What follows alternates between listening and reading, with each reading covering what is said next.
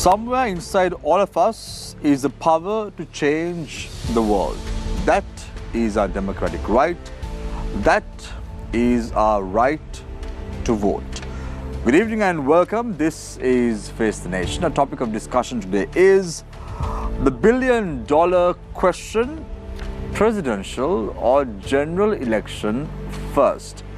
Joining us this evening on the show are Dr. Nala Gudeheva, Member of Parliament, Bharat Arulsamy, Deputy Leader of the Ceylon Workers' Congress, Dr. N. Kumar Gurupuran, Deputy Leader, Democratic People's Congress, as well as Dr. Ajit Amarasinghe, Chairman of the United Republican Front. To pose questions from our panelists this evening, on to my immediate right is Nilesh Eliathambi, Consultant Director at Newsfirst. You too can join in as far as the conversation is concerned and pose your questions to our panelists this evening. The number to send in your questions is 076 656 5353. The number once again 076 656 5353.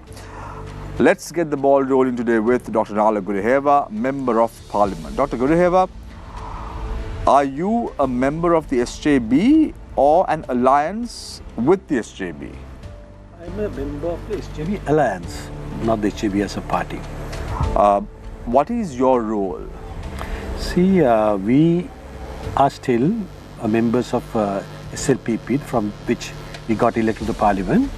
But with the distortion that took place in 22, where SLPP voting for a president who had completely different set of policies and somebody we were always opposing, some of us decided that we can no longer go with the party line at that time and decided to take an independent stance. But for future elections, there are a lot of alliances that are being currently formed. Discussions are taking place amongst various people how to align. We have taken an early decision, or rather myself and few others, to support Honorable Sajid Premadasa at the forthcoming presidential election and support the alliance that he has already built and in the process of growing. So we are part of SJB alliance at the moment. Dr. Gudeheva, let me recollect your memory. In 2019, you were supporting the candidature of Gotabaya Rajapaksa as a presidential candidate. At that time, his running opponent was Sajid Premadasa. Why now? Have you all thought about this decision? Have you all thought that you all have made a mistake in 2019? As such, you all have reversed that decision? What was the thinking? It's a very good question. See, it's a truth that we all supported Gotabaya Rajapaksa, and I was an ardent supporter. But we all know things didn't go the way we wanted. Things went wrong, and there was economic collapse, and the president had to leave. And what happened thereafter was a far more serious issue, because then we had an opportunity as a party to take a collective decision how we are going to correct course. Instead of doing that, SLPP decided to go and appoint Mr. Ranil Wickremesinghe as the president. Now, when Honorable Sajid Premadasa was contesting as the presidential candidate, de facto leader was Ranil Wickremesinghe anyway, because it was the same policies they were talking about at that time.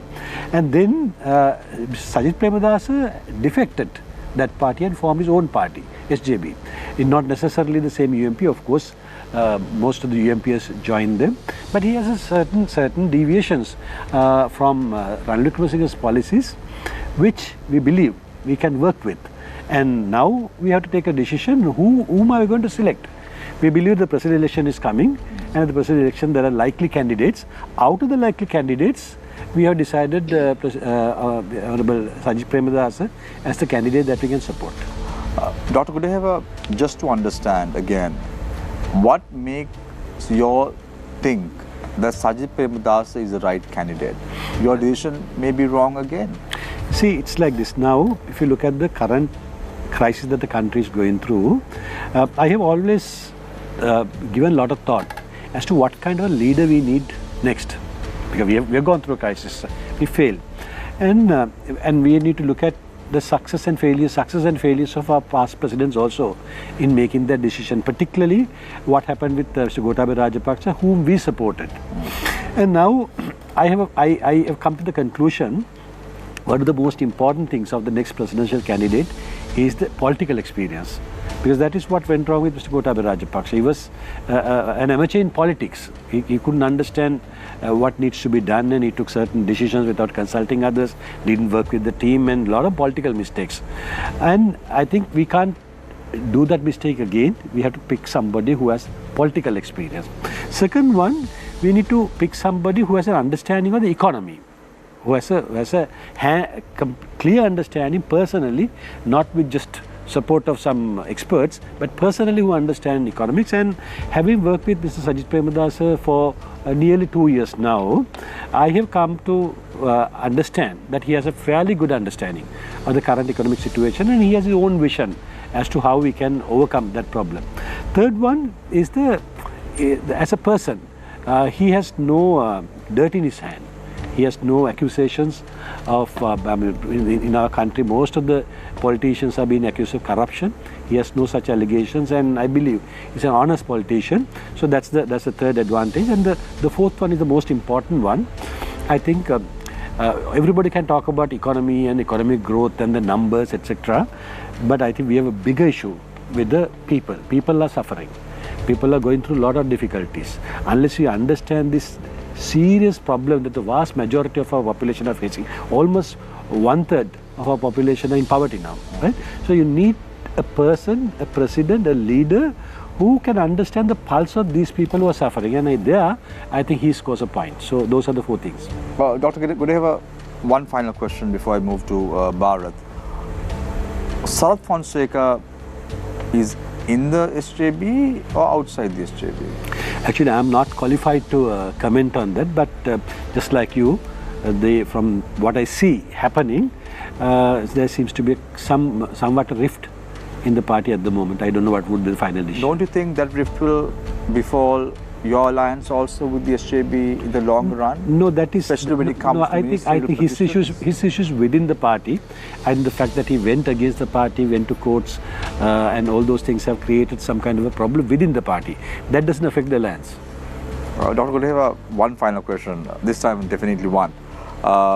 In a hypothetical SJB government, who is going to be the finance minister? Mr. Sajith Premadasa has told many a times that it would be Dr. Harshad Singla. So if you go by his words, we have to assume that it will be Dr. Harshad Singla. But at the end of the day, it is President's call once the President is elected.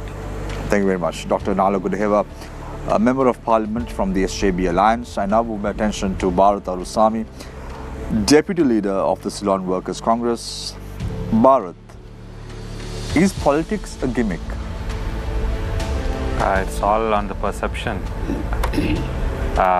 but it is a choice, and it is using the best of opportunity. If I asked you an open-ended question where I just need a yes or a no, I'm posing that question again to you. Is politics a gimmick?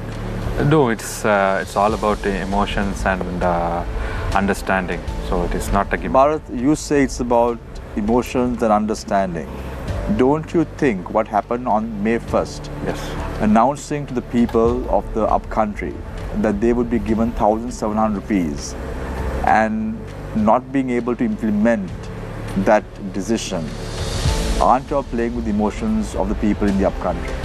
Shamir, first of all, the announcement made in our political rally, and especially in our May Day, by His Excellency the President and our General Secretary Jeevan Thondaman and our party President Senthil Thondaman, and also the Labour Minister was there.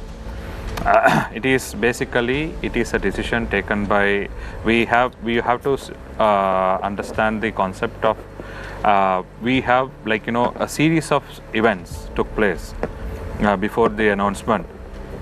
We had ample of discussion with the regional plantation companies and Employee Federation of Ceylon on increasing the wages of our plantation sector workers. And also we had given ample of time for the employers to give their feedback and to come for a common understanding. But unfortunately, nothing happened. So we were forced to go for wages board. So first wages board was convened, they didn't represent. Second wages board was convened, they didn't represent.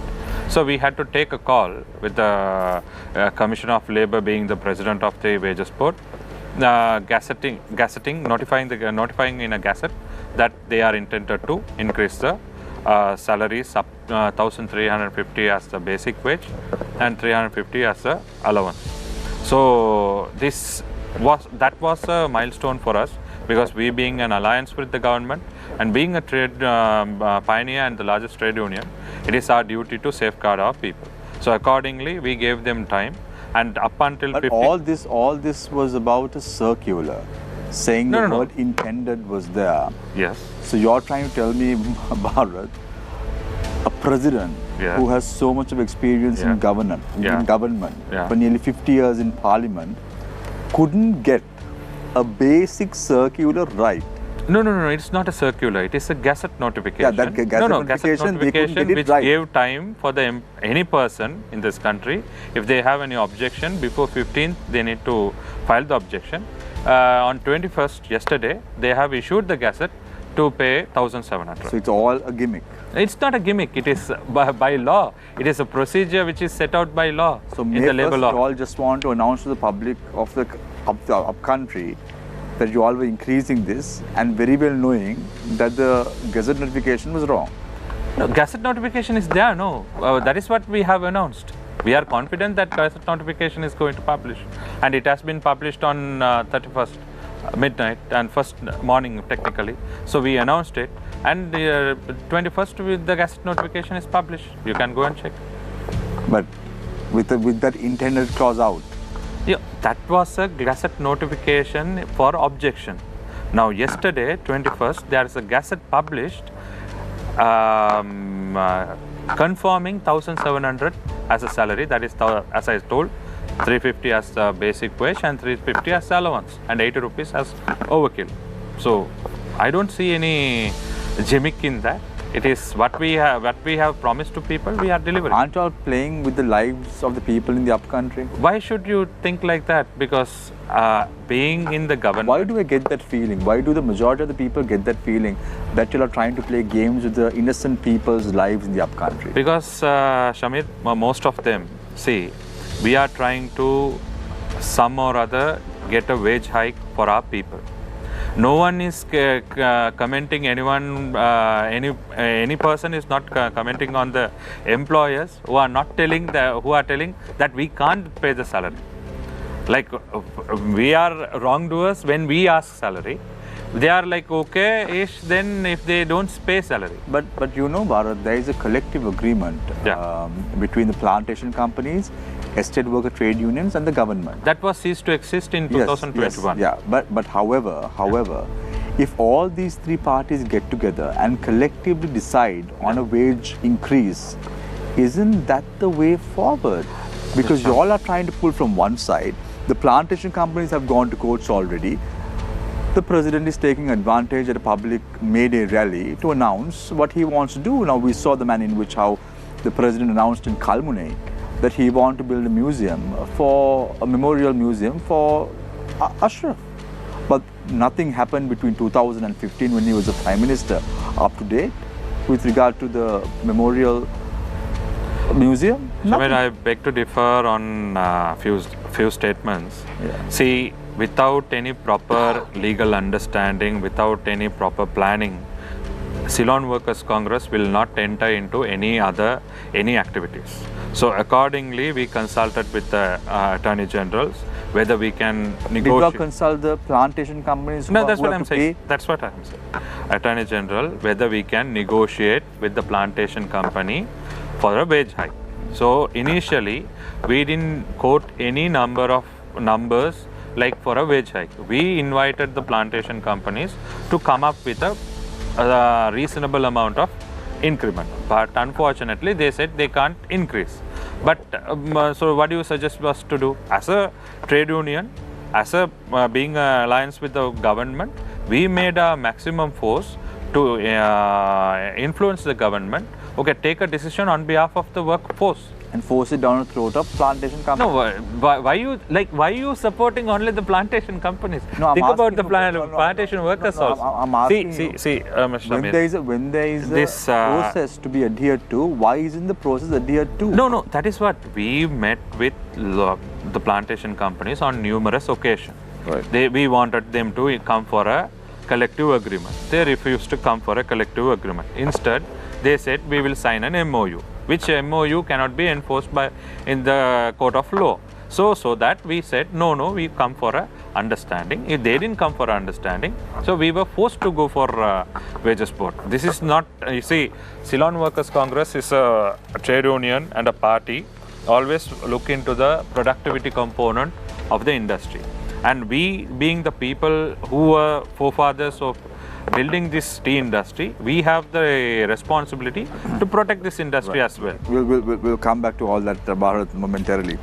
Thank you very much, Bharat Arulsamy, Deputy Leader of the Ceylon Workers Congress. I now move my attention to Dr. N. Kumar Gurupuran, Deputy Leader of the Democratic People's Congress. Dr. Gurupuran, just to understand, you come from the Democratic People's Congress. What is the difference between the Democratic People's Congress and the Democratic People's Front? Yes, in fact, to build up the Democratic People's Front, we have worked hard. In fact, our leader, Prabha Ganeshan, or myself, and we were. But when it becomes one man... Is it two different parties? It has become two different parties now. Okay. But originally we were working together. But when we felt a dictatorship within the party, and Mano Ganeshan wanted to do whatever he liked, and personally in my case, to see, in spite of the fact I was General Secretary of Tamil Congress and contested in Colombo and got more votes than him, he thought that if we both get together, we can safeguard the Tamil representation in Colombo. But ultimately, when he became a leader and when he has been elected to the parliament, he has forgotten that concept, and he wanted to go in his own, and he has forgotten our support, what we have done for him. No, but the split really happened because you all voted in favor of a motion in parliament. No, that is Prabha Ganeshan. Yeah. But even at that time I was with Mano Ganeshan as a General Secretary of the party. But ultimately he was going towards his own dictatorship. And he couldn't, in spite of the fact we had helped him to become a leader. So who's the leader of your party? Presently, Prabha Ganeshan is the leader of the party, Democratic People's Congress. It's a recognized your leader. It's a recognized political party. So your leader is Prabha Ganeshan. Yeah. Democratic People's Congress is led by him. Democratic People's Front is led by Mano Ganeshan. But I thought you all got together some way. We were together. And then you all split? Yeah, split. And then you all got together again, right? No, not at all. That is, as far as their family matter is concerned, they were together. Family matter? And apart from, as far as politics is concerned, no. It's not like the Rajapaksa family? Not at all, not at all. They get together when they want, and at the cost of the people, it doesn't happen like that? Not at all. Okay, politics, so tell me, what is the role of your party? Our role of the party is particularly about the representation of Tamil-speaking people in Colombo. And we have even the Muslims, and we have included even our national organizer, the Sinhalese, right? So what we want is, as far as I am concerned, when Prabha Ganeshan was the deputy minister, I think we have given a renaissance to the Tamil schools in the western province, from Avisavela to up to Moratua. So we wanted that. So who are you supporting now? Because if your party has to move forward, because we are talking about a presidential or general election, you all have to choose a side now. Yeah. Which side have you all chosen? No, we haven't so far decided about a side. But personally, as far as I am concerned, we have to support a person who has saved the country. That is my personal view. But as far as party is concerned, the country? Who's that savior? No, very sorry. As far as party is concerned, we have not yet taken a decision. No, you said you have to support. No, my personal view is that. So who has saved the country? My personal view is that, not the party's view. Therefore, I didn't want to come out with that right at this moment. Okay, Dr. Kumar Gurupuran, not your party's view. What is your personal view when you tell that someone has saved the party? My personal view is when that economically, when we were totally down, and Gotabaya couldn't prolong with his ruling or his power, he called Sajid Premadasa, and he couldn't give a helping hand, or he couldn't come out come forward to help to bring about the economy, or perhaps even Anura Kumara Dissanayaka, he couldn't come. Secondly, he asked Anura Kumara Dissanayaka, he couldn't come forward. Therefore, the only single person who came out, because of the depending on the international trust, international belief that he is the only person who can be believed, and it is the present president who has saved the country. That is my personal view, not the party's view, right? Not the party's view. We, as far as party is concerned, we haven't decided as yet to whom to support. So your personal view is that whoever saves the country has to get your nod and not think about the corruption that has taken place up to date. Yeah, of course. Of course, corruption is okay. No, I am not talking. I could look at the side of the corruption. Now, Minister corruption is not only now. Even during the past, there are various regimes have ruled. There had been corruptions. I totally agree. There is corruptions. There had been corruptions. But I am only looking at when we were in a downfall, total downfall, and we were in a very critical situation. So, I'm asking you, Dr. Kumar Guruparan, so you're saying that the person who has saved the country has to be given an opportunity without forgetting the fact that there was corruption. Not at all. No, that is not my decision. The corruption has to, we must deal the corruption separately, and we must look at the good governance separately. So in that event, Ranil Wickremesinghe is not the one who you will support? Perhaps. He won't be the person? Perhaps. I haven't decided that, but as far as I am concerned, personally, but I think here we are discussing only on representing the party, therefore I wanted to totally, I want to keep mum on that, right? But that was my personal issue, which I told. But good to know your personal thoughts also, because you are the deputy leader of a political party, and then you will also be able to influence the political leadership. Not at all. It's totally democratic as far as parties concerned. Not like other political parties in Sri Lanka. Right, okay. Thank you very much, Dr. N. Kumar Guruparan, deputy leader of the Democratic People's Congress. Dr. Ajit Amarasinghe, chairman of the United Republican Front. When we speak about democracy, I just want to ask, your leader, Partli Champika Ranawaka, who is he supporting? See, we are a separate party which was newly formed about 1 year back. But I want to ask you a question, Dr. Ajit, and then you can talk about that. Why is it that individuals who come from a certain political party to parliament break away from that political party after some time? So, are you mentioning about Mr. Partli Champika Ranawaka? You can decide so that. Let me explain. Has he also done it? Yeah, I mean, that is what you meant. Yeah, of course. I am new to politics, so you can't tell about me. Not you. I'm talking about your leader. Probably you were speaking about our leader. Now, he actually came from a different background. He always had his own party. But he was representing the SJB at an election. No, it was a SJB alliance at that time. At that time, they had this Jatika Helurume. Jatika Helurume formed an alliance with SJB. See, he always had his own political party, representing his own political views. Yeah. So who is he supporting? Because at one point, Dr. Ajit, based on what we saw in media, he was criticizing Sajith Premadasa. Then all were of the opinion that is Partli Champika Ranawaka going to be the next presidential candidate of the common candidate in the country. But now SJB has very clearly said that Sajith Premadasa is going to be their presidential candidate. And we hear from the grapevine that Partli Champika Ranawaka is now talking to Sajith Premadasa to join the alliance. I think the topic of this discussion is whether it's a general election or a president. Of course. So who is he going to support? Who is he going to support? Now it all depends on which election would come first. Let's say hypothetical, it's going to be a general election. So now, as I told you, ours is a newly formed political party. We are concentrating on building up our own political party, and we are doing it on our own philosophy and a political vision. So at the moment, we are concentrating on that, but we are discussing with everyone. Now, for example, have you spoken to the NPP? Yes. And what have they told? In February, we launched this program where we have outlined immediate solutions to the current problems in the country. and we launched this and we invited all political parties. We did not invite the SLPP because we feel that they were instrumental in bringing this country into this current situation. But except for SLPP, all the political parties we invited.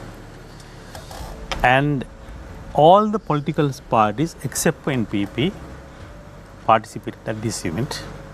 And after the event, we had individual discussions with almost all political parties. We discussed and we said, doesn't matter who would become a common candidate, doesn't matter who would be the leading party. What is important is to have an agenda to bring the country out of this mess. So let me ask you a question, Dr. Ajit. Let's say SJB has an initiative like the economic blueprint that they have already tabled in Parliament, but we didn't see partly Champi Ranok attending that meeting. See, we have our own agenda. So, but you all are very selfish. You all are inviting all the parties to come. When they don't come, you all say that they didn't come. See, but when they have their own political party manifesto and then they tell you all to come, you all don't go. Economic blueprint was not an agenda where the political parties were invited.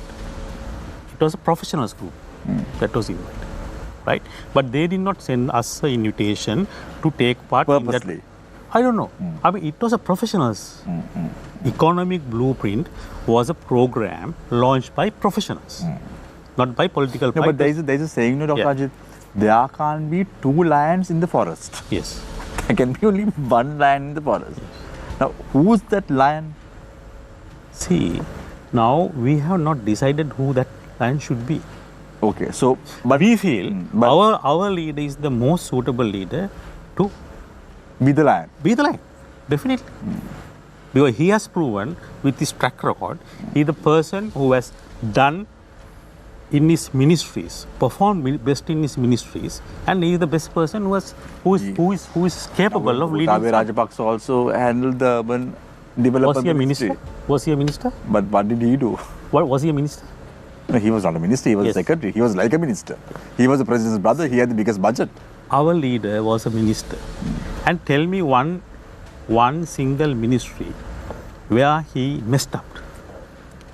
Whatever ministry he took over, he ran it well. He did well. He performed, and he was in fact selected as the best cabinet minister. He was removed from one ministerial post, no, in between 2015 and 2009. By who? By Ranil Wickremesinghe.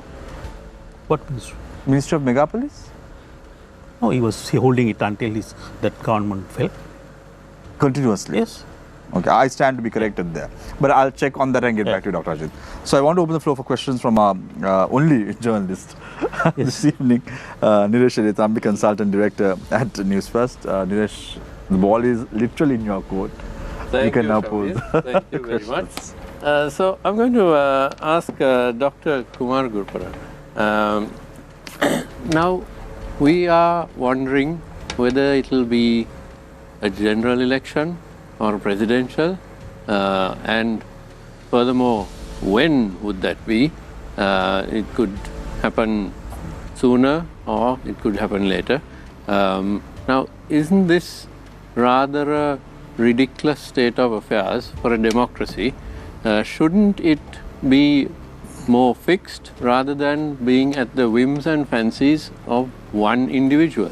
There are, after all, 21 million people in this country, but one person is going to decide when we can cast our ballots and for which election. What are your views on that? That is the weakest side of the democracy. I think the president, the last president who has been elected, and his weakness has ended up at this point. And finally, we had to find a person who can save the country. So that is the total fault of the last president who has been elected by the people. I can understand what you are having in mind, but I don't want to directly answer that. But still, the presidential election should take place before November. So I think according to the chronological, according to the agenda, First should come is the presidential election, and the parliamentary election is next year. Therefore, based on the basis, the people have given a mandate for the parliament until next year. So we can't think about the parliamentary elections now. Actually, I think it's the people's mandate. It has been given until next year. So only the presidential election should come up now. Now, Doctor, you used the phrase, the person who saved the country. Now, this saved the country, it's deja vu to me. I've heard this before, and it was about Gotabaya Rajapaksa, that he saved the country, ended the war, and so on. And it was the voters seemed to vote for him out of a sense of gratitude rather than of his capabilities. And the voters who did vote for him, 6.9 million of them, were proved to be woefully wrong. Now, it's one thing to take up the reins for a limited period of time and bring it to a semblance of something better than what it was, which is what the present president has done. But shouldn't the voters be thinking of the future and who is best to take this country forward and upward rather than this rather tenuous existence which is happening now? Because now we need a sea change. We need to have not just this semblance of stability, but we need to burst open, and the economy needs to go up to 5%, 6% GDP growth, not be just meandering along at 2%. Yeah, but looking at the historical facts, we can see that Gotabaya Rajapaksa's government has been a total failure. And he has put the country in a very bad, very terrible blunder situation.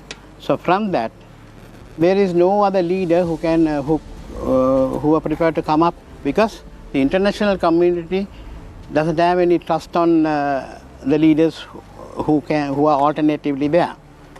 But at that juncture, he's only one leader who had the international community had some trust on him, and ultimately he came forward with the belief that international, whether it is financial organizations or international country or the other countries who can support him, and he has, as far as I am concerned, he has proved himself. So you believe that on that track record that voters should choose him for the future as well? If you look at there can't be any alternative. I couldn't find an alternate person other than this gentleman. There can be his personal weaknesses, personal attitude. Those are different.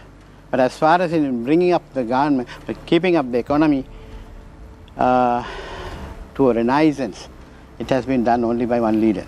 Now, Dr. Nalaka Godeva, you've had first-hand experience of this, because, as you freely say, you did support Mr. Gotabaya Rajapaksa in a quite a important way, and of course you said you were mistaken, as was 6.9 million people were. And what are your thoughts about this? Now, we have Mr. Ranil Wickremesinghe, the president, who did step forward, and he has been in office for 2 years. But would that be the basis to re-elect him, or do you feel that we need to take a fresh look at who will take this country upward?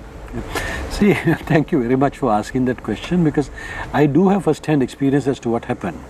Because at the time that Mr. Ranil Wickremesinghe at that time was invited to take up the position of Prime Minister, I was very much involved, and I saw what was going on. And he comes to Parliament and repeatedly says that when nobody was coming forward, he took up the responsibility. And a lot of people believe that.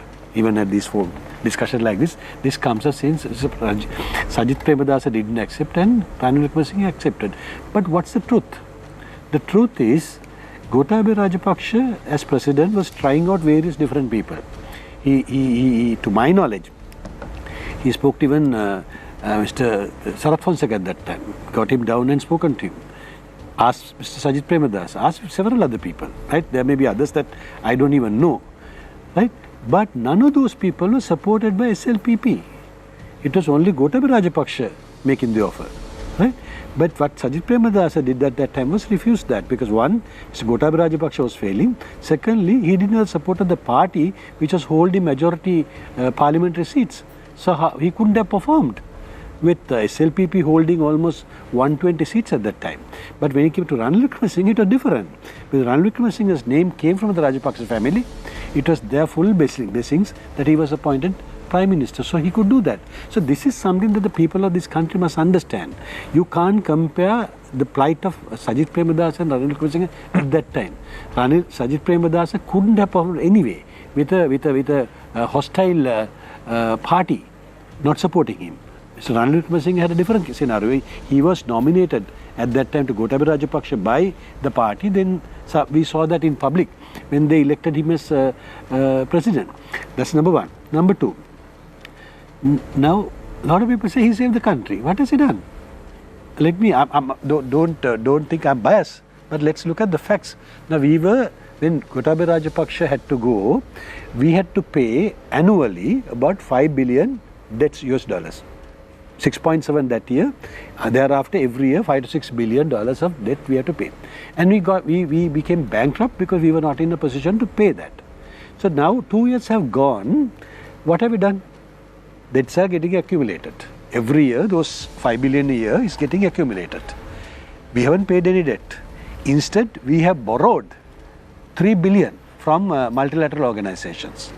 So on one hand, we have got 3 billion coming in, 10 billion not paid, that's a 13 billion advantage, and our exports have come down, imports have come down, exports are not growing, the country's economy has shrunk, people are leaving, the poverty line has increased to up to now about 7 million of the population are in absolute poverty, people can't have their food, country has so many problems which is kind of hidden by the fact that we don't have to pay the debts. And the debt has not been restructured, it is still the same. So the moment you start paying the debts, where is money to pay this 5 billion a year? Now it's not 5 billion, it is more than that. The total debt portfolio has gone up from about 85 billion at that time to about now 95 billion. The debt is rising. So nothing has changed. Dr. Kumar Kurban, now you changed your mind or No. not yet? So there's a question for you. The macro level of economics. I'm only thinking So about we have a question for you as well, Dr. Kumar. I'm only thinking about the So there's a question suffering people. Yeah, there's a question for you as well. Mr. Kumar Guruparan, you cannot say that the country has recovered. The country's recovery is like taking Fandol as a painkiller to temporarily reduce pain and swelling. The infection still remains, and that infection is corruption. No answer, Dr. No, I can understand your... No, not mine, but the viewers. It is true. But practically to see how the people have lived during that period, what a lot of sufferings they have undergone, and now how they are living. Of course, macroeconomics level is different. I totally agree, because it has never been developed by the change of the government. As correctly pointed out by, I'm totally agree. So don't you think there has to be a new person? But the thing is this, it's not just new person. What is his caliber is the question. So you're saying don't simply say a new medicine can No, so solve you're the saying issue. Sajid Premadasa or Andrakumar Dissanayake, they don't have that caliber? I don't feel that they have. You don't think? So, Dr. Ajit, we spoke about the removal of Partly Champagram. It was not between 2015 and 2019. It was in 2013 when there was a cabinet reshuffle in January. He was removed from the portfolio of Power and Energy Ministry. By whom? And then President Mahinda Rajapaksa. And then he was retained in the Ministry, Technology, Research and Atomic Energy. Correct. And then when he went, on the 24th of June to Moscow, they removed his cabinet portfolio of atomic energy from the Gazette 1816, 10 of June 2024. So, Shamir, are you justifying Mr. Mahinda Rajapaksa? No, I'm not saying, I'm not justifying anyone. I'm saying he was removed because you said that he has not been removed I'll tell you the from any of the cabinet portfolio. Can I tell you the That's what I'm saying. No, Right. because we Can I tell you the discussed about reasons? that. Yeah. When he was the Minister of Power and Energy, you can go back to your notes and see, he made the electricity board profitable from a non-profitable organization. And not only that, he brought down the price of a unit of electricity. And he was the one who introduced solar power as a concept to Sri Lanka.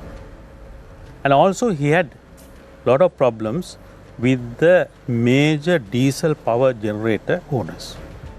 And that was the reason why he was removed by Mr. Mahinda Rajapaksa from the portfolio of power and energy. Right? So that was one reason. So I don't think you could justify the actions of a person, right, whom you now also was also actually condemning, who was responsible for the bankruptcy of this country. No, because you said that he has not been removed. I got the dates That's right. wrong. So if a person is removed, you must think who has removed, right? Even a bigger culprit. It depends on your perception, right? So I was telling the facts. Right. So I'll get back to you in a bit. I just want to get some clarification on that, Dr. Ajit. So I have a question for Bharat. Why did today? Why did the CWC use the May Day to announce the pay rise? Isn't it political opportunism aimed at getting votes at the presidential and general elections? Why couldn't they announce this on a normal day? Is the CWC exploiting the misery of the poor workers to enjoy political privileges? Shamir, to answer that question, again, I would like to connect the series of events which happened earlier, because it is not a political mileage we wanted to take it from May Day. Since May Day being dedicated for the workers, we wanted to share the happy news with them.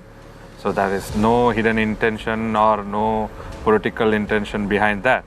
But the thing is, we did a series of events according to the law, according to the regulation, and according to the trade unions ordinance and Employment Act. But unfortunately, the employers were not comfortable enough to increase the wage. But we, as a result, in the political stage or the May Day, which is dedicated to our workers, so we invited His Excellency the President and the Labour Minister. So through them, we made that opportunity to announce it to our people.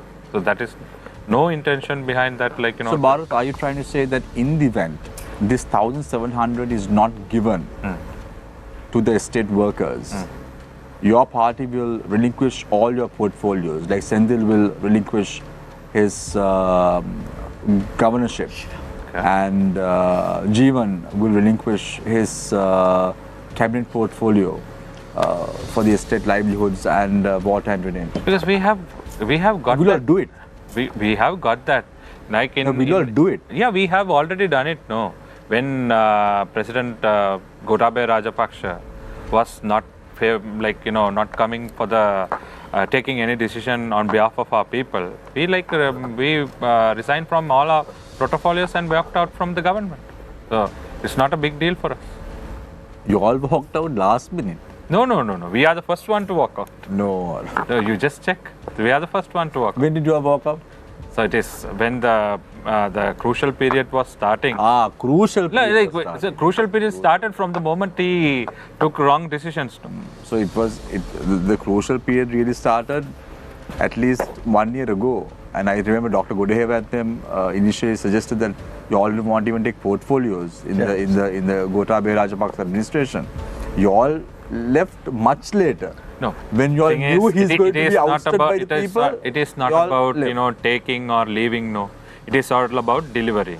So what we have done with the power vested to us, with the affiliation we have, with the powers we being in the government, we being in the trade union with the negotiation skill, which we are delivering. No one is talking about our deliverance, but all are muckering about what we are doing for the people. Now, Bharat, let me ask you, now for the last several decades, the CWC has supported most of the governments in power as it feels that that is the best way to champion the cause of the plantation community, if I'm not mistaken. So even this time, would the CWC be looking at that kind of policy, and would you all try to ally or support whoever is in government, in the new government? Naresh, to be very frank with, so when you go back little, as I always refer to, from 1948 till 2002, our prime concern is to become the citizen of our country, because we became stateless since 1948, since the independence. We went through so many injustices to our community. So we being in the government, we were able to safeguard our people from various problems, for forceful repatriation, ethnic conflict, civil war, all the underdevelopment, everything was like we made sure our people are protected and they are safeguarded. So that's the reason we always liaise with the government. And no one can say like, okay, you being the government, you all not have delivered anything. If you go through records from the infrastructure facility, from the citizenship, from their development, we are working with the government and winning back their rights. And now we are mainly focusing on our prime concern is on integration of our community to the national mainstream. As I told earlier, we have our separate estate education or plantation education, plantation health, plantation infrastructure. We don't want this stepmother treatment for our community we are also Sri Lankans. So you would probably ally with whichever party you feel would deliver that. Yes. So Bharat, you stand corrected, saying that you all were the first political party to remain independent in the Gotabaya Rajapaksa administration. It was the Sri Lanka Freedom Party, and a day after only the CWC announced. So on the 4th of April 2022, the SLFP resigned. Okay. Jeevan resigned from his portfolio of Minister of Estate Housing and Community Infrastructure on the 5th of April. Okay. So I just want to correct you there, because so anyways we have come now. Yeah, but you were the first political party, but you all were not the first political party to do so. The second political party to do so. Right. Okay. So I have a question for Dr. Godeheva. Dr. Godeheva, do you think Anura is better than Sajid? If I thought so, I wouldn't have supported Sajid, no? So you're saying Sajid Premadasa is the best candidate? No, it is like I don't think it is correct to compare the two individuals. I told you certain characteristics that are required, in which I think Sajid is my preferred candidate. But there's another thing which is more important, Savira. See now, why are we comparing these two? Not because of anything else, no. Not to go for a drink with them, no. This is to decide who is going to be the president, who is the better candidate to be the president of the country. I strongly believe one man cannot run this country. Unfortunately, our constitution has given so much power to the president, but yet we need a president who can manage a team and get the best out of that team and deliver, because without a good team, you cannot deliver. Now the constitution has restricted the number of cabinet portfolios to 30, which is a good thing. I always believe it's a good number. You don't need a huge cabinet, but 30 definitely you need. But because a smaller cabinet will never be able to handle the challenges in this country at the moment, because I have done a personal study as to how many cabinet portfolios are required to run this government efficiently. My calculation showed me about 28. So given 2 more, 30 is fine. Now, when you compare these two gentlemen, who has a better team? I can't find Mr. Kumar Dissanayake that 30 people who can take the responsibility of governing this country. Whereas with Mr. Sajid Premadasa, we are more than 30. It will be difficult to select the 30 because there's a much bigger team from which he can very selectively select the people. So that is the reason why I think he'll be a better candidate to be the president. Dr.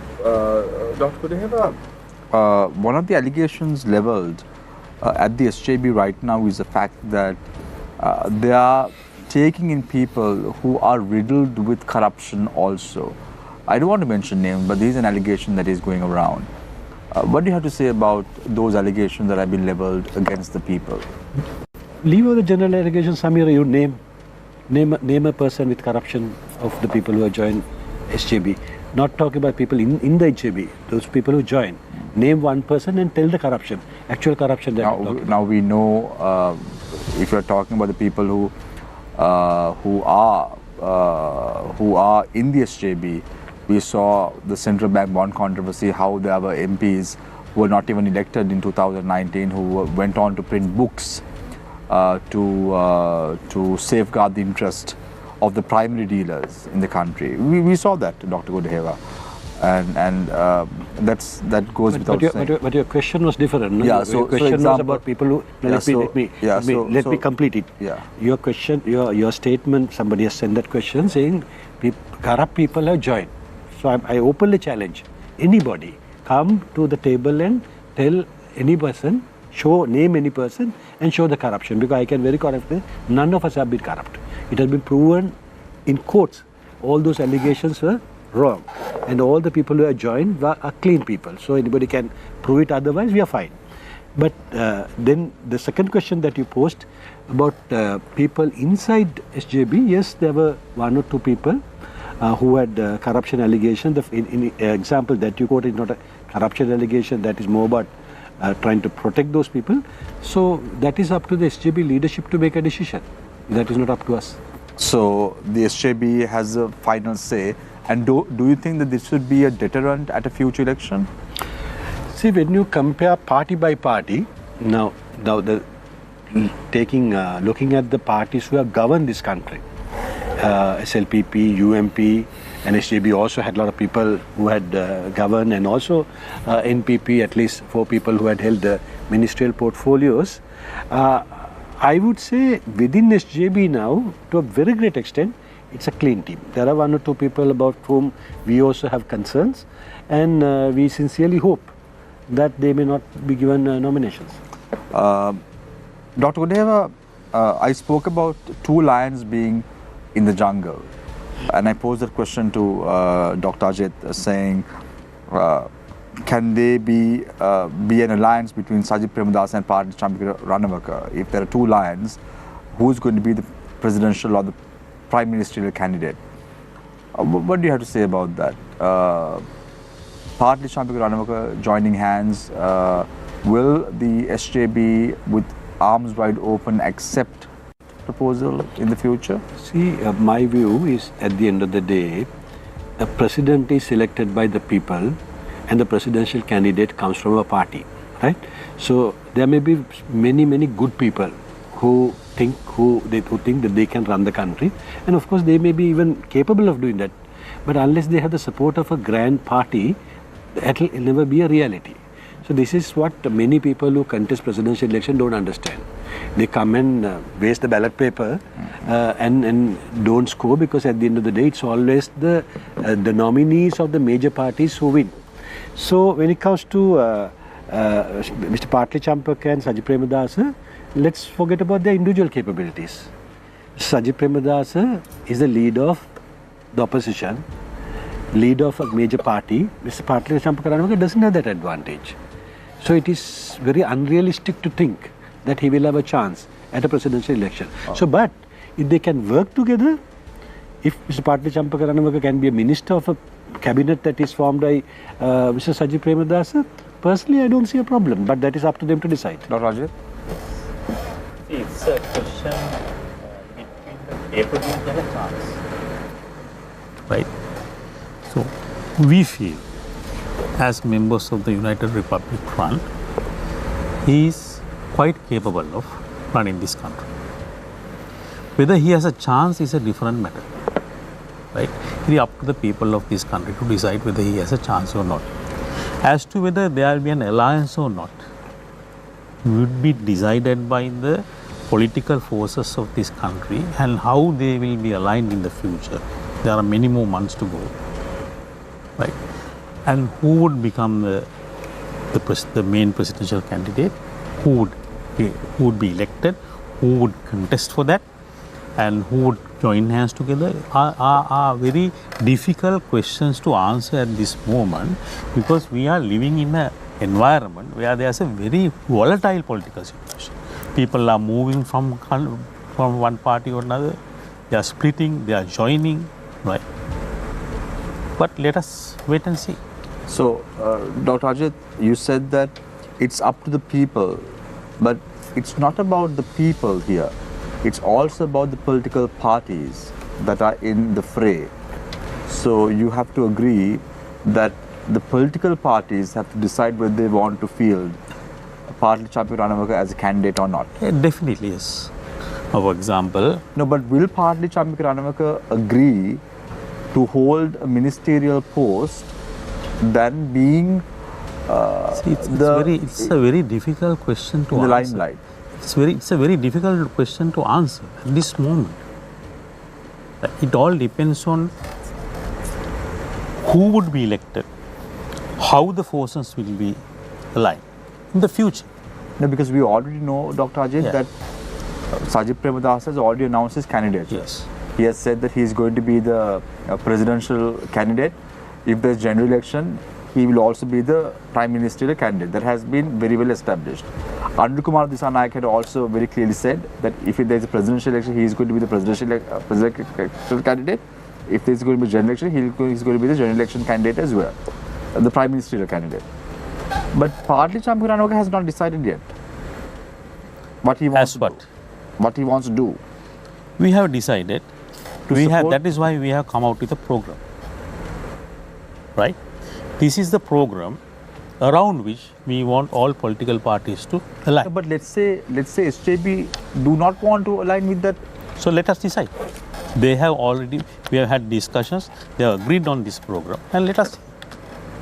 At the moment, what we are concentrating is building up our party. But Partly Champik Ranawaka has been criticizing Sajid Premadasa at various fora, no? See, when there are policies to be criticized, they will be criticized. When there are policies to be admired, they will be admired. I forgot, there are no enemies and friends in politics, no? Definitely. Not only enemies not only enemies and friends. See, when it comes to policies, there are admirable policies and there are policies to be condemned. So you can't be friend with a particular politician and admire all his policies. No, because ultimately, Dr. Ajit, what's going to happen? Yeah. For all petty political agendas, there will be crossovers, there will be people who are getting posts, positions. And that is what is happening now. Ultimately, people are going to face the That is what is happening in the parliament now. But we are a uniform political party which was formed 1 year back, and we are moving forward. Right. Dr. Kumar Gurupuran, in 2010, you remember the year quite well, no? 2010, 1 year after the war, the year Prabha Ganeshan with another member crossed over to the government to form a 2/3 majority. How much did he get paid from the government? It's not a suitable question to ask in a public forum. And so he got paid, you'd fall to it. No, the thing is, it's not correct by me to answer that question as well. Did he get paid? I have no idea. Because they say that for 2/3 majority, they pay money and all that. So I want to just know, in 2010... I think you must be knowing better than me, because... You are the deputy of the party. You are supporting but as far as I am concerned, I am not aware of that. I am not aware of that. But, no. Because to my knowledge, as far as compared to Mano Ganeshan, Prabha Ganeshan, the person is having totally clean hands. That is my view. He has never played out anything throughout the politics, not through the politics. So why did he vote for that 2/3 vote in parliament? Yeah, perhaps that can be. Even at the time I was with the Democratic People's Front and not with the Congress. So you must be very well knowing. Why? No, he wanted to do some development work to to the society. Since being the deputy minister, he has, to my knowledge, as far as Western Province is concerned, he has done a total renaissance to the Tamil schools from Abhisavale to Moratua. No, He has in done a 2008 wonderful he development.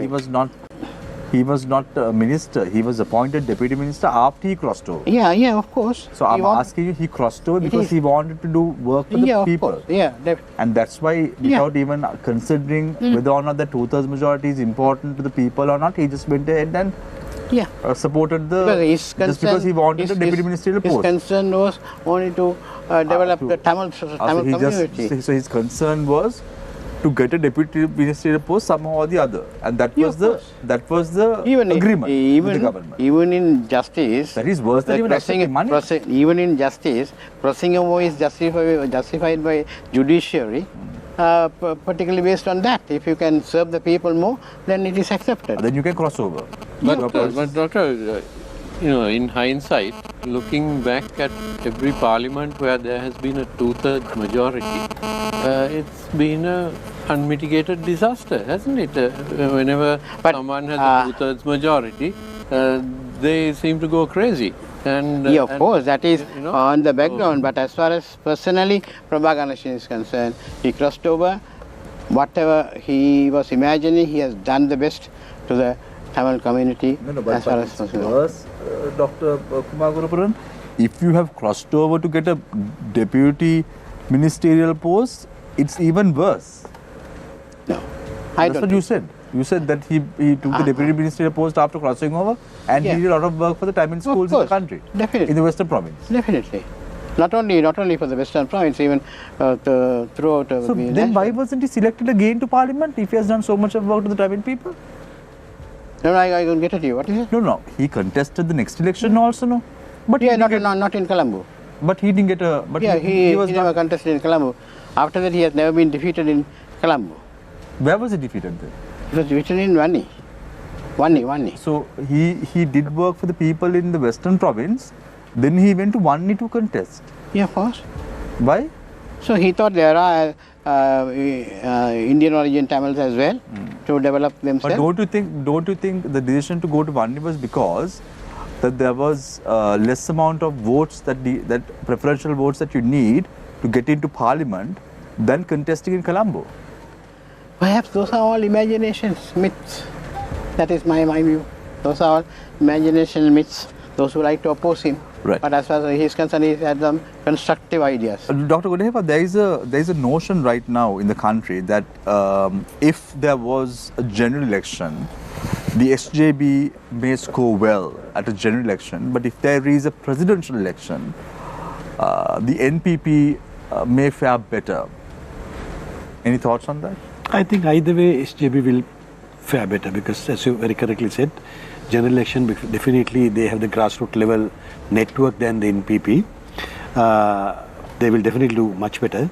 At a presidential election, there will be a fight because some of the SLPP votes of the 6.9 million, certain portion has been shifting towards NPP, but every day I think that is in a kind of a decline because the HJB is on the rise. Because since I'm involved with them, I see that work they do at the grassroots level, their campaigning, door-to-door campaigning, all those things are bringing those people back. Because what happened with NPP didn't attract these people because of a major policy issue. They were frustrated. SLPP supporters were frustrated and they were looking for an option, alternative. And the best alternative they saw was NPP at that time. So they went en masse towards NPP. Let's say 1 year ago, there was a huge support. But today, people have started thinking. There's more rationalization coming in. People are analyzing situation. And more parties coming and discussing the issues and the strengths and weaknesses of the party. So I think at a presidential election, Mr. Sajid Premdas why is it, Dr. Gudeva, with your experience in politics, you've been in the corporate world, why is it that the NPP is fearful of coming for a debate on economic policy with the SJB? Because NPP has a paradox within the party. Because JVP is the main party and NPP is not a party. It's a collection of individuals who have come and joined this, what they call NPP. and their policies seem to be conflicting with each other. If you go back and look at the JVP's age-old traditional policies, they are far different to what these NPP professionals are talking at forums like this. So the question is, when they come to power, which policies are going to be implemented? So, Dr. Gudeva, restructuring and selling of state assets, that has come under contention, because we saw the manner in which how President Mahinda Rajapaksa also issuing a statement had urged the president not to go ahead with state structure reforms until and otherwise there is an election. What is the policy of the SJB with regard to this? Will it sell off institutions like Sri Lanka Telecom, Sri Lanka Insurance? Will it divest the shares that they have? See, if you look at their blueprint and the things that their economic experts are talking about, they are not adverse to the idea of privatization. Right? They basically say certain government institutes have to be privatized, which is not incorrect, because there are many private government sector organizations which are not run effectively and making losses. But to what level it should be done? Should all the government's institutes should be privatized? Or if it is privatized, should it be done keeping, let's say, more than 50% with the government? That is not been discussed in greater detail. But when I listen to Mr. Sajid Premadas's speeches, I get the feeling the Sri Lanka Telecom, sale of insurance, etc., he is not in favor. But Dr. Gudeva, we are less than 5 months away from the presidential election. Shouldn't these matters, shouldn't they be discussed in detail within parties? I think it is clear to a very great extent. You asked for specifics. Essentially, I think SJB's stance would be certain government institutes can be privatized and should be privatized, but not everything. That is where he would differ from Mr. Ranil Wickremesinghe, who believes everything has to be privatized. That is why he's privatizing. Not actually, this is not privatized, this is giving away to the foreigners, right? Even our most strategic assets, I don't think SJB will do that. Now the argument they are bringing is that, even in India, airlines have been privatized, airports have been privatized, telecom has been privatized, but to whom? To Indians. Then they are the people from their own nationality. Sri Lanka, we don't have that strength. So we have to think twice when it comes to strategic assets. What is your thoughts on that, Dr. Ajit? Actually, we have studied this problem in depth. Goal of we have a very clear vision on this. What our party says is that we must do a proper audit of all institutions in the government. Now, we have about 1,200 government institutions, which were about 10 when we gained independence. So after a proper audit, we have to decide which institutions to be amalgamated. For example, for coconut cultivation, there are 3 institutions. And after the audit, we will decide as to which institution should be closed totally. And there may be institutions which has to be restructured in the internal structure as well as in the peripheral structure. So there will be institutions which have to be restructured as government institutions. And there will be certain institutions which we may have to change the nature of it, like either give it to a total private sector company, or which have to be run as private government partnership, or which has to be totally run by the government as well. So therefore, even after deciding which institutions have to privatize, either partly or wholly, then the most important decision is for the government to decide to whom it should be sold. Right? The government has to decide on that, because we feel any government institution or organization that has to be privatized should be privatized for the benefit of the people of this country, not for the benefit of a few individuals in the government. And even if it is sold, it has to be sold in a transparent manner, where new technology or money would be infused into the country. Now, for example, we feel part privatization of the telecom to Nippon, telecom of Japan, was actually a good move, because at that time, before it was partly privatized, we had a very archaic type of a structure in the telecommunication, and we could see within 2 years how the telecommunication sector changed. What about the Ceylon Electricity Board? Ceylon Electricity Board, actually it's a very complex thing that has to be like at the moment what the government has proposed, we think would actually bring more cost into the electricity board, because they are talking about making into different segments as well as privatizing certain sections of the electricity grid as well. So we feel that it will only add to the burden of these people of this country. So we are not agreeable to the current proposed restructuring of the electricity board proposed by this government. So there's a question, Dr. Ajit. Dr. Ajit, you have only 5 years to run the country. Yes.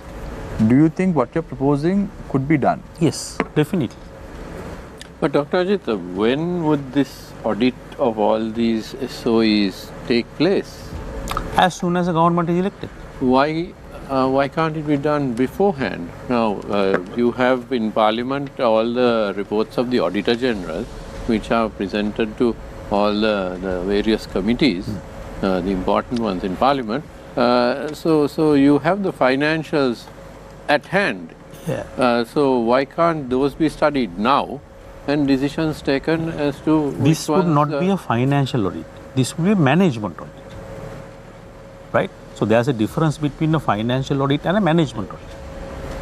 So what we propose is that a management audit should be done by a government which is elected with the purpose of restructuring all the institutions in the government. So you're saying this is possible because usually, Dr. Ajit, we have seen Sri Lanka, these kind of audits, Dr. Ajit. Yeah, I mean, it depends on who will run the country. But now, as it shows right now, partly Championat he is not on the running. He is not on the running. Yeah. But if he is given the opportunity, he has proven that he No, could but run. that has to Our come from the electricity political board party, no? was made a profitable institution within 1 year. So we'll ask Dr. Nalaka. Dr. Nalaka, will the STB be okay to give Party Championat the candidacy of being the president? No, that is not a question even to be asked, no? Because the STB has already declared their presidential candidate and they will Now what? definitely... Dr. Ajit, now what? See, I never told that he would be the candidate of HJB. Did I tell you that? He might be from a different political party. See, now, for example, That's a good point. from where did Mr. Maitripala Sirisena emerge? But he had the UNP, no? That UNP voter base first. Yeah, so where was he before that?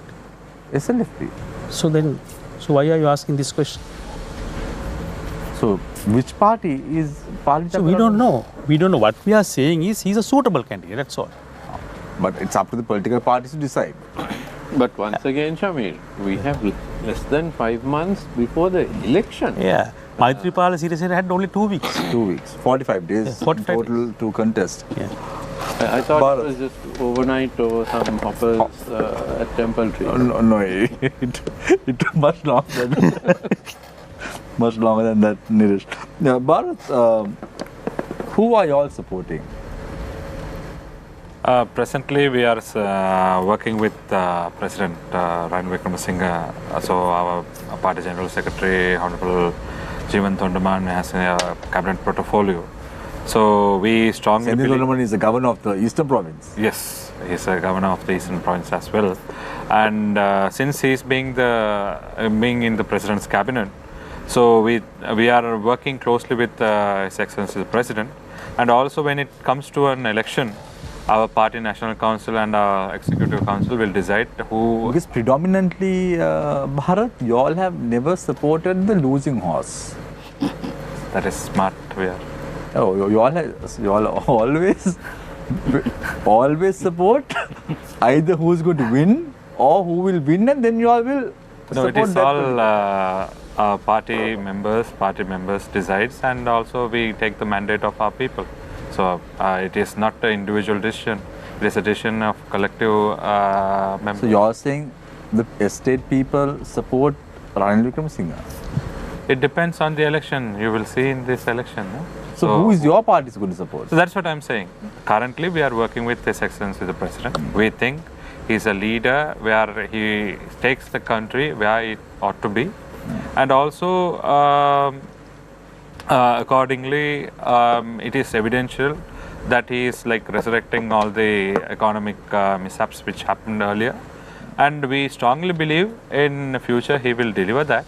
But it is not yet decided whether our party is supporting Ranil Wickremesinghe or any other candidate.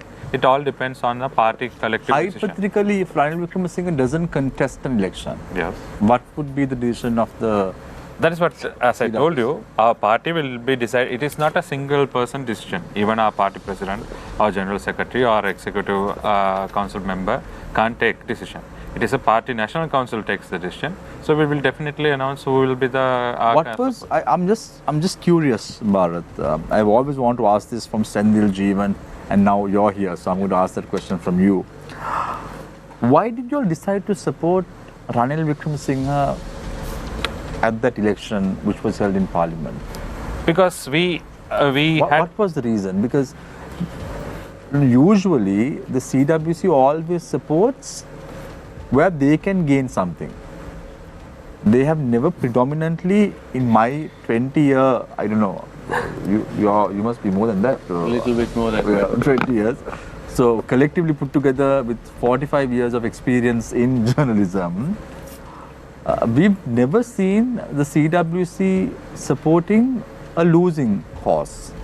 Either they've always supported someone who has been in power, and as such, they have got cabinet portfolios as well, at least for the estate sector workers. Okay. So Jeevan initially didn't get that, but after that he was appointed as cabinet minister. Yeah. What was running on the mindset of this national council that you're talking about, of the CWC, when you all supported Ranil Wickremesinghe's candidature? You all didn't think Sajid Premadasa, No.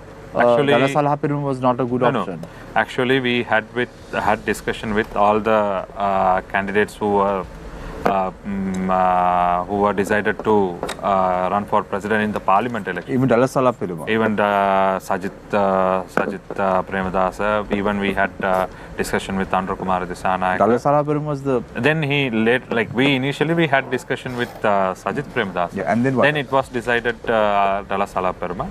So we discussed on various aspects how the economic recovery policy and what are the ways in which we can, because more than anything it was the country was recovery we had as priority. So President Wickremesinghe had a solid plan for that. So we supported President Wickremesinghe with the consent of our National Council. So this is not about the politicians in the upcountry that you all are having problems with? No, we don't have any problem with any politicians at all, because they may consider us as a problem, but we don't consider anyone as a problem. It's a level playing field for everyone. Exactly, it is a common field for everyone. Whoever people accepts, they can get into parliament. Dr. Gundeva, you were actively involved in these discussions initially when you all were supporting the candidate of Dala Salaperum. Did the CWC talk to you all? Or? I would like to refrain my comments on that. Yes, they did. They did. And you all couldn't convince them? I don't think it is correct for us to discuss now. Okay. Right. Dr. Kumaran, come an election, which political party would you all actively support? You said that there is no individuals, but you can at least mention a political party, right? Actually speaking, as correctly pointed out by Bharat, our party has to decide, and we haven't so far decided. So no discussions also. No discussions as well. But who are coming to discuss? But are the political parties taking a political party No, of seriously? No, we are For them discussing. to even have a We have discussion discussed with various political leaders as well, even in with the UN. But you all have a say. You all have a political mind. Of course. Yeah, definitely. We have, but we are discussing with various other people, but haven't decided as yet until the election is announced. So until then, we. But that announcement will come in it 2 should months. come. Yeah, according to even today's cabinet meeting. I think today's cabinet meeting he has made it clear that we will be having the elections, I suppose. Which election? The presidential election. Not the general election. No, I don't know. I read it in the announcement by after the cabinet meeting that the president has said that today that he will go for the presidential. So election. But anyhow, yeah. As far as we are concerned, so we haven't decided as yet, but we have a mind in that a person who has again to say save the country. Save the country. Why are you always saying, Dr. Kumar, save the country? It's not about the party. It is my personal save the country. No. You must understand where we were and how we were, how the people were suffering, and where we were. So there are 7 million people now suffering because of the economic crisis. Of course, that's what I told you. They are not people. It is not discussing Why about are you the only thinking about the Colombo macroeconomics. people? It's only about the poor people. Dr. Kumar, you're only thinking about the urban population. No, not at all. I am only talking about the poor people of this country. So there are from 2.4 2.4 million that has gone up to 7 million. I am only not about the intellectuals, microeconomics policies. No. I am not at that. I am only looking at. These are facts. Now, Dr. Gudeva spoke about it. We were a country that had 2.4 million Samruddhi beneficiaries. Now that has gone up to 7 million. Of course. So then you're talking about the urban population. You're saying saving. No, there has to be some logic to it. On the base of the logic only I am You're saying because there are no petrol queues, it's they have it saved is the not country. only the petrol queues. You only think about petrol queues. Petrol queues. No, even people are suffering without food, without even bread. So you must think about that. So there are 7 million people who are suffering even now. No, not at all. Have you gone out of Colombo? So I don't. I think I want to see this as an open discussion, but I'm not with asking, hidden ideas. No, but you're saying, Dr. Kumar Gurupuran, you're saying that Ranil Wickremesinghe saved the country. Okay, that there are 7 million people living below the poverty line in the country. So you mean to say, other than that, somebody would have at least now we are talking, sitting here and we are discussing. Do you mean to say even this position would have been there? So, so if there was any leader who is not paying debt, they would have this situation would have been inevitable. It would have been the case anyway. Don't you think so? No. My position is, as far as our party is concerned, we will be deciding it very soon. Very soon we will be deciding. So I want to give an opportunity. Yes, you can. One final question to Dr. Kumar Gurupuram. Now, Doctor, this is a close election, whether it is a general election or a presidential. The fact is that it's still very close, and it's impossible at this point to tell who will be the victor. It's just a matter of opinion among everybody. But this time, the minority parties and the minority voters would have a lot of importance, don't you think, in a close election like this? Yes, of course. So, which way would the different minority voters be likely to vote? And there are different types of minority voters. You know, what I am asking you is, you all are asking various questions. Can you suggest an alternative person? Today, honestly, Dr. Kumar Gurupuran, if we are in the position of answering questions, we will be there, you will be here. Yeah, of course. But today, it's the other way around. We are here, you are there. So I you are totally supposed agree. to answer. But can you name a person who can be a better alternate. Now, Dr. Gudeva is saying Sajid Of course, he Premadasa. will say Sajid is there. Yeah, your immediate That right. is democracy. Your immediate Yeah, left that is says democracy. party champion hoga. Yeah, of course, that is If democracy. Bharat has opportunity, No, he will say, Bharat is Senthil. no, Bharat will say it's only Ranil Wickremesinghe. Bharat No, he will didn't say that. You said that. Yeah, of course. We are saying our party will decide. Decide. Right. Anyway, I have. Our party will decide. I'm getting a lot of questions. I'm trying to get the best questions. I'm sorry if there are certain questions from our viewers. Those are comments, so I can't take this question. But there's a question for Bharat. Bharat, regardless of how your party always joins the winning party after the election, the party wanting to represent the estate people, the estate community, still remains one of the most oppressed sections of the working class in Sri Lanka. What is the reason for it? Shamir, this question has raised in many occasions. See, there are 1.5 million people who are Indian origin Tamil community living in Sri Lanka. So everyone measuring our community within only the plantation sector workers. Now there are many sectors our people have come forward. So yes, we do have problems in plantation sector. It is not the fault of only the political sphere, but also as the employer should provide necessary dignity for the workers they have. But unfortunately, they have failed to do so. So as a party, we time to time take a decision to support the government and provide a sustainable living lifestyle for our people. So that is the reason we have started our housing project. We have done infrastructure development. We are working on the providing of land rights, and also we are focusing more on education upliftment. So one shouldn't label only because of workers are in poor condition. This entire community is facing this thing. Yes, workers are having a problem, but to resolve that matter only, we are working on the land rights thing. So But you all don't have any provisions in your constitution per se that you all have to join the winning party to gain a cabinet portfolio. No, it is not our intention to obtain cabinet portfolio. So it is when we wanted to work, we can work. But the thing is, it is an opportunity or a tool to work much more better. So that is the reason we have obtained the thing. Now, see. Bharat, can I ask you a question, if you don't mind, please? Now, we've seen this. We've seen the Rajapaksa family ruling the SLPP, right? Yeah. We've seen that, right? We see Maithripala Sirisena's son also in politics. They are trying now. Vijayas Rajapaksa is the chairman. It's under contention. Let's park that aside.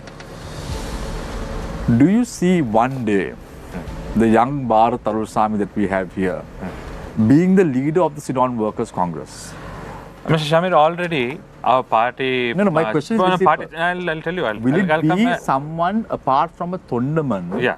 Who will be the leader of the CWC one day? Can I address you as the leader of the Ceylon Workers Congress, Bharat Tarulsamy, one day? Already our party leader was Muthu Sivalingam. He was not a Tondaman. Now our party president Maradapandi Rameshwaran, he is not a Tondaman. Future, if I perform well, if the people recognize me, if the party constituents and party members decided, obviously it is not Tondaman should be a leader of the party. Already now, as I told you, Maradapandi Rameshwaran is a powerful person in our party. He is the chairman of our party. So But the leader of your party is Senthil, no? So president, it is selected by our party members. It is not his sole decision. Jeevan is the general secretary. It is also decided by our party members, not by his own decision. Now, when you are from a political dynasty, who else will it be? It is not like that. So see, if others can come into higher position in the party. I want to see you, Bharat. Yeah, thank you very much. But we would love. I really like your confidence. But it all depends on how much I strive and how much I work for the party, and also nice to see people like Dr. Lala Gudeva becoming #1 from the Gampal district and not a Rajapaksa. So those are progressive Exactly. That's what I'm saying. So evidentially we have this party has opportunity for everyone. So it is all depends on how we strive and work. So I'm getting a lot of questions. Posing them is very difficult. But I'm going to pose one question to Dr. Kumaguru, because you're very keen about a savior, the phoenix rising from the ashes to save the country from where it was. Now you have a lot of business men also announcing their candidature for presidential elections. A lot of people. How do you think about them?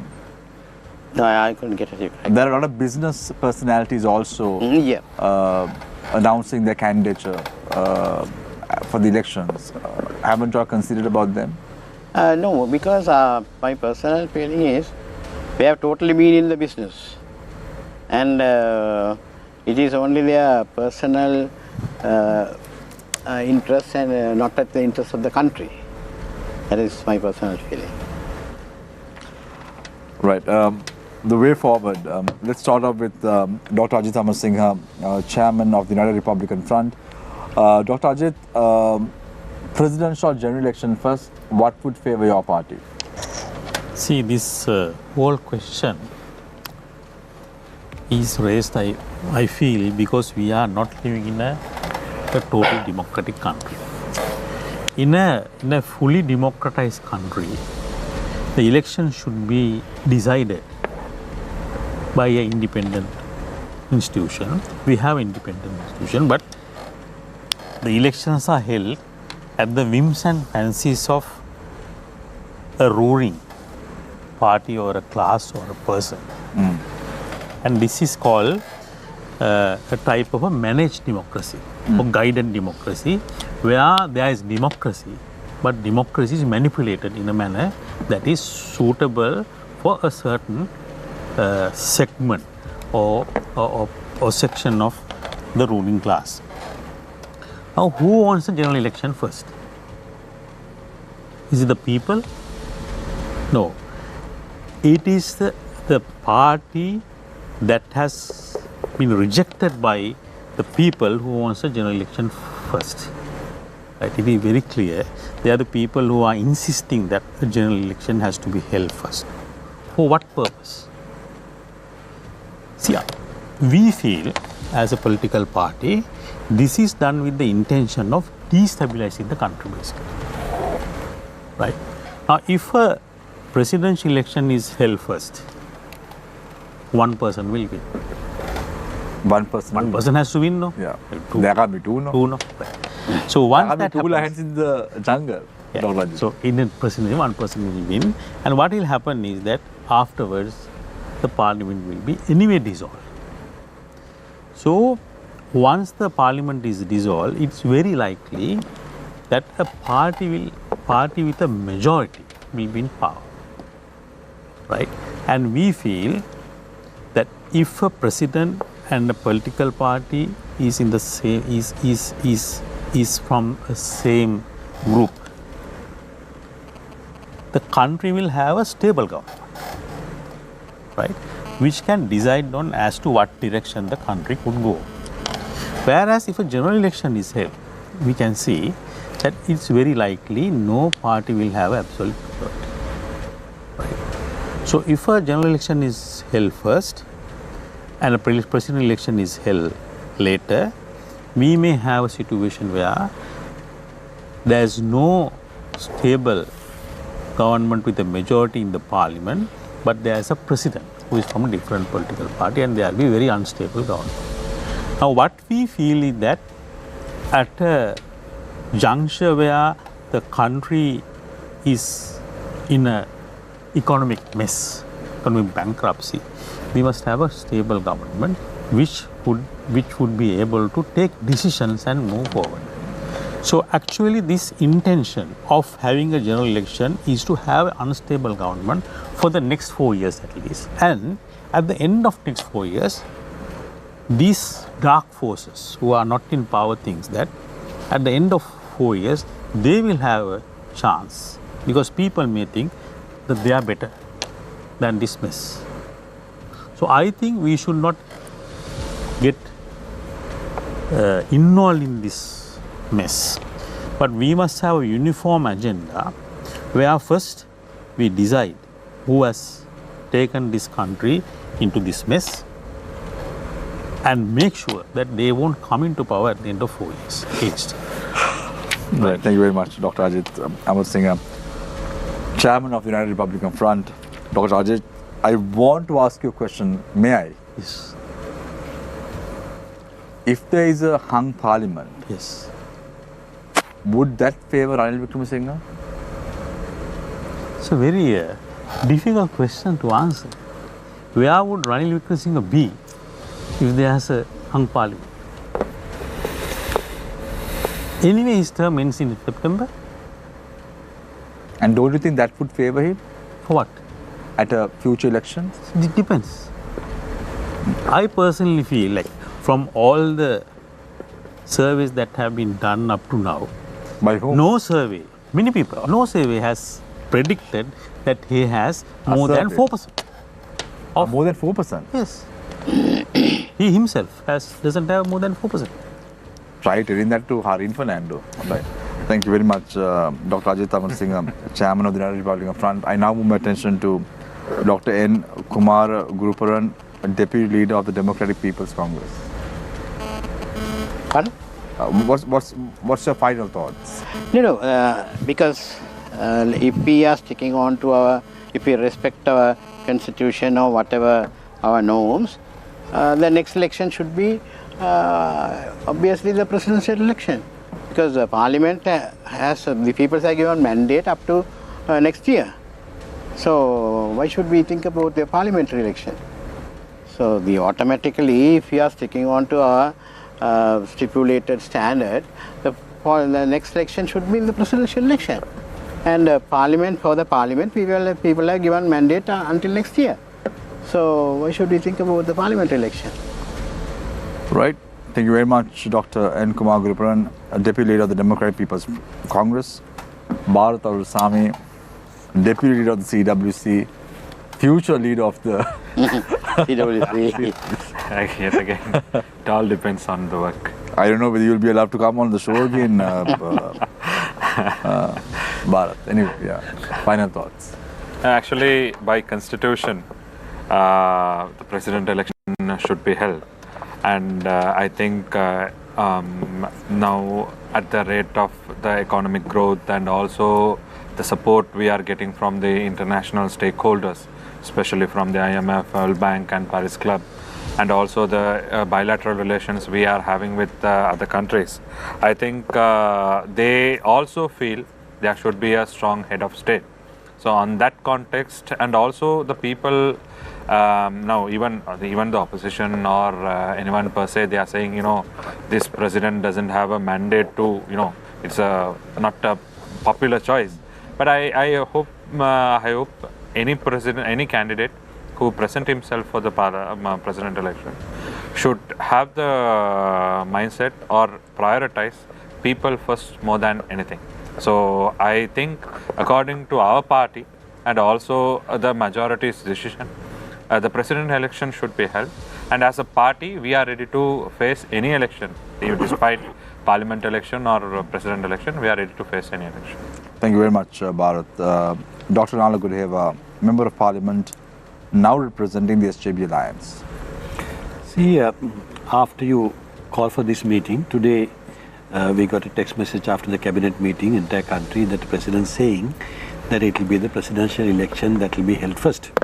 But looking at the history of Mr. Ranil Wickremesinghe, I still don't buy it 100%, because he has changed his mind many a times at previous elections, promising that he would contest twice. He opted out in 2010 and 2015, giving so much hope for his supporters that he would be the candidate. So this time also, we don't know whether if it's a presidential election, whether he'll contest or not, and we don't know whether he'll hold a presidential election or general election first. But if I look at how it will work out, I don't think, rather than creating disruption, a general election will help him, because after the general election, the parties will be contesting more or less individually, so many different parties, everything will be scattered, and the clear advantage will be for SJB. NPP will not have much of an advantage at a general election, unlike in a presidential election, because they may not have strong candidates to field in different districts. Presidential election is different. It's one man known in the country as an electorate. Yeah, and one electorate. They can give a fight, but a general election they won't be able to. So SJB will muster the majority, and if you get, let's say, 40%, you can form a majority government. So once SJB wins, SJB will have the premiership, and definitely that person will be the person who is to win the next presidential election. So Ranil Wickremesinghe will lose all the opportunities of becoming the next president with whatever the manipulation if he holds a general election first. If it's a presidential election, which is the requirement as per the constitution, as you said, it's one electorate, few candidates, and I don't think it will be a three-way contest. It always boils down to two-way contest. So the imaginary third candidate will either opt out or will not be there. So it is most likely to be a contest between SJB and either NPP or the rest. I don't know what. But out of those two, it's the public who will decide. Of course, I believe it will be Sajid Premadasa, but eventually one will win. Dr. Godehava, very quickly, are there any secret meetings between Ranil Wickremesinghe and Sajid Premadasa? Not to my knowledge. I mean, if you look at the situation for the last 2 years, there are certain people, which is known in public, who have been supporting the view that Ranil Wickremesinghe and Sajid Premadasa should get together so that they'll be stronger as a collective body. It's not a secret. There are people who believe that who openly declare that view at internal meetings. However, looking at the attitude that has been from Mr. Sajid Premadasa, I think it is very unlikely, because he maintained always that he will not align with Sajid Premadasa and Ranil Wickremesinghe, and he has mentioned that even in Parliament. So I don't think that will be a reality. In the when they get together, will you walk out? We need to give some serious thoughts to that. Thank you very much, Dr. Nala Godehava, Member of Parliament from the SJB Alliance. Bharat Arulsamy, I don't know what to call you, Bharat, now. Prospective. Arulsamy would find No, because we need you next week, probably in the future, we'll need you on the show also. Definitely, I'll be there. Yeah. No, No, Nilesh will have a hard time getting Bharat after this. If I say prospective CWC leader. Right. Anyway, nice to have you, Bharat, as always. It's a pleasure to have youngsters in your caliber. Dr. N. Kumar Gurupuran, Deputy Leader of the Democratic People's Congress. Thank you very much, Dr. Ajit Amarasinghe, Chairman of the United Republican Front. Thank you very much, Nilesh, for putting up a good panel to discuss every week in and out. Nilesh is our consultant director at Newsfirst. I leave you tonight with a quote, as I always do. The most important office, and the one which all of us can and should fill, is not the presidency, but the role of a private citizen. Take care and good night.